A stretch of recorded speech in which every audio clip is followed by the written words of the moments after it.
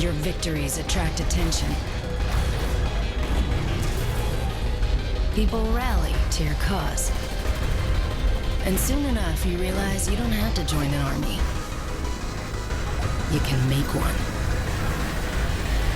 It's the end of EVE FanFest 2013. I'm hanging out with Brandon, and I'm drinking to celebrate something very specific, which is now Dust 514 has a release date. Congratulations. Thank you very much. We'll take a It is celebratory. a celebration. So for people that are sort of excited, I mean, obviously a lot of work has gone into getting it like this, and so people that are hearing this and they want to jump into it for themselves, what do you sort of recommend as maybe a first play style for someone that's totally new to it, hasn't read up on it, just to kind of get a feel for the options? Well, we start you out with 4 starter fits. So one is an assault. He's got a machine gun. He's like ready to go. Like, so you just use the assault. Yeah. We do have a medic, right? So that guy's in a support role. He can heal and repair things. He can drop nano hives. And again, you can customize these to be whatever you want, but we've set these ones up for you.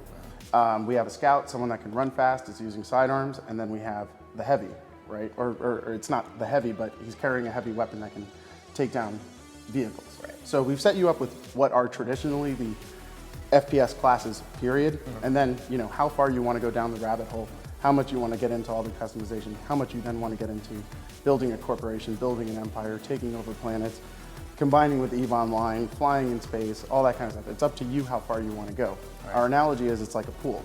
And at the shallow end of the pool, we keep striving to make it shallower and shallower, right? So that someone that just plays shooters can just pick up and play, jump right in, know how to run around and shoot, have a good time. Right. Free, awesome sci-fi shooter.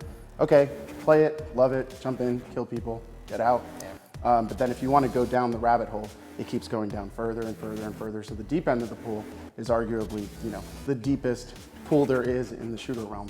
And we'll keep making that pool deeper and deeper and deeper.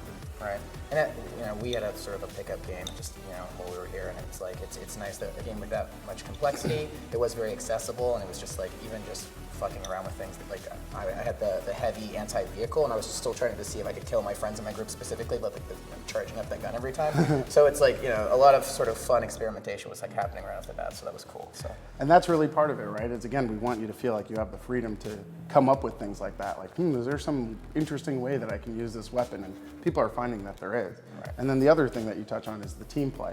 And that's the other thing that we're really trying to do with Dust 514 is bring something new to shooters. So aside from doing all this groundbreaking stuff, free to play, microtransactions, single shard server, MMO franchise connected on different platforms, all that kind of stuff. You got that down. We are also trying to evolve shooter gameplay. Right. And the way we're doing that is, you know, I would look at it akin to doing sort of a raid in an MMO, right? Playing Dust at sort of the peak is rolling with a team, squads. Now squads are increased to 6. And your entire corporation, which can fill up the whole team. And when you're really utilizing that teamwork, in an interesting way, it becomes like a raid in an MMO, how you have your priest and your warrior tank and your DPS guy.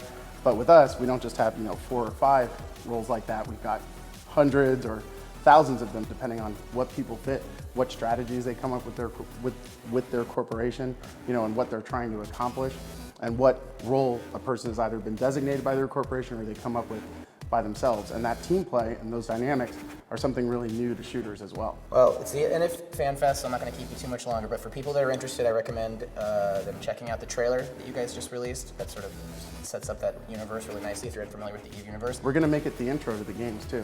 Nice, it's really rad. And then for people that want to get a head start on that official release date, you can still sign for open beta. Is there a cutoff, or is there just going to go right in?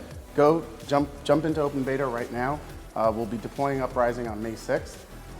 So you get the update then, rolls out to everybody, and then on 514, May the 14th, we'll be pushing out another update that brings even more content to the Uprising update.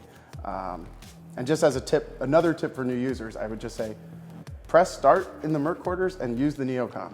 Like, everything is right there. Yeah. If you just go through the Neocom, it's actually not that complicated. Just look at all the stuff there, and you're good to go. So between the starter fits and the Neocom, you don't need to be intimidated. You can just jump in and have fun, and we hope you do, because it's free and it's awesome. Cheers. Cheers. Awesome, and I just stole someone's beer. The most respected gamer channel on the web is coming to your living room. Get ready to enjoy machinima in a whole new way on your Xbox 360.